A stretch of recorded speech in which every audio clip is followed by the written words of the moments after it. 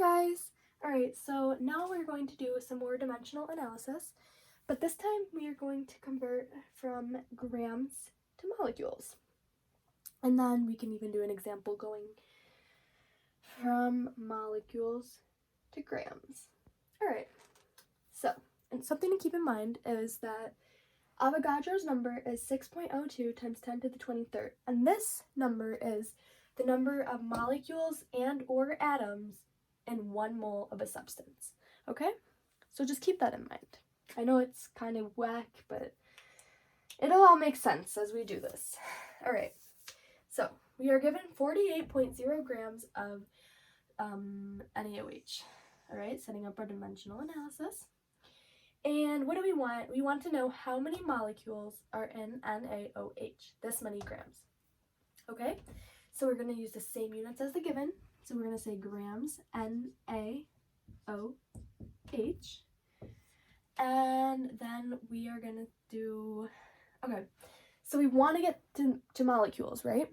But there is no conversion going directly from grams to molecules. What is a conversion that we do know we can do? Grams to what? Moles. We can do grams to moles of NaOH. Okay? Anytime that you're given grams of a substance, you're most likely going to have to convert it to moles before doing anything else. Okay. So, what can we do? We can use our periodic table. So we know that the periodic table tells us the number of grams in 1 mole of anything. Okay? So, we're gonna have to add the mass of Na, which is 22.989770 plus the mass of oxygen, 15.9994, plus the mass of hydrogen, 1.00794. Okay, now we have, this is a big number, 39.9979711.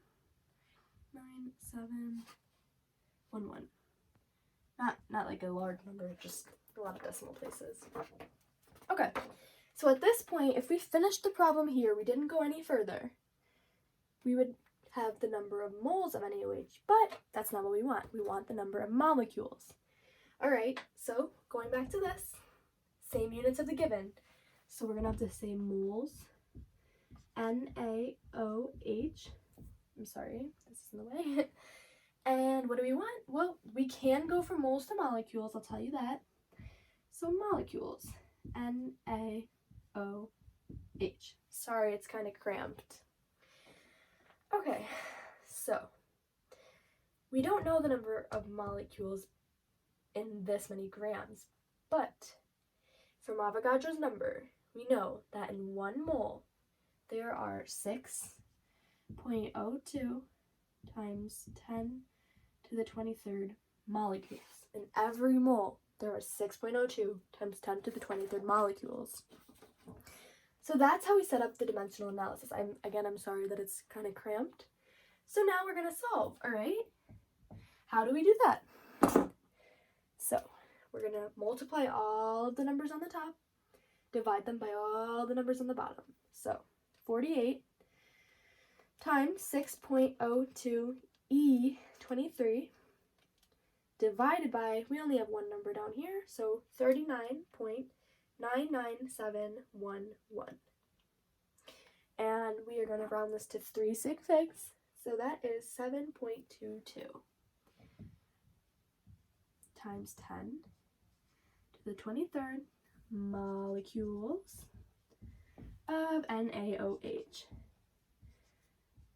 Okay, so we just converted from grams to molecules, but now we are going to convert from molecules to grams.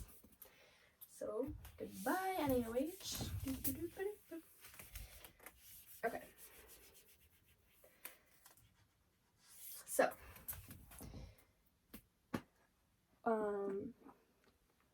molecules to grams. So let's say we have 4.63, sorry, I'm using an example, times 10 to the 24 molecules of CCl4. All right. What do we want? We want to know how many grams are in this many molecules of CCl4. So we're setting up dimensional analysis because we need to convert. All right. Bottom right, same units as given. Molecule CCl4. I don't have much room. I'm trying to be small. All right. And what goes in the top right? Desired units. But although we want grams, we cannot go from molecules to grams. Anywhere over here, do you see molecules to grams? No. You have to go from molecules to moles, from moles to grams. And why can we do this? Because we know, because of Avogadro's number, that in 1 mole of, we'll say CCl4, but in anything, there are 6.02 times 10 to the 23rd molecules. All right, so at this point, we would just have the number of moles, but we want grams. Okay, so same units as the given. Mole CCl4, sorry, oh my goodness.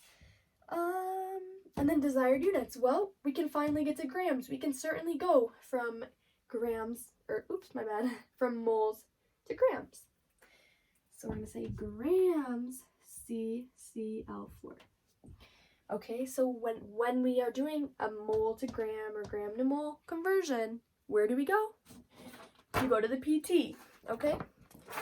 M to G, go to the PT. That was embarrassing. Anyways, all right, so what do we know? That in 1 mole, which we get from the periodic table, how do we find the number of grams? I just dropped that. We're going to add up the carbon. So 12.0107 plus 4, because we have 4 chlorine atoms. 4 times the weight of chlorine, which is 35.453.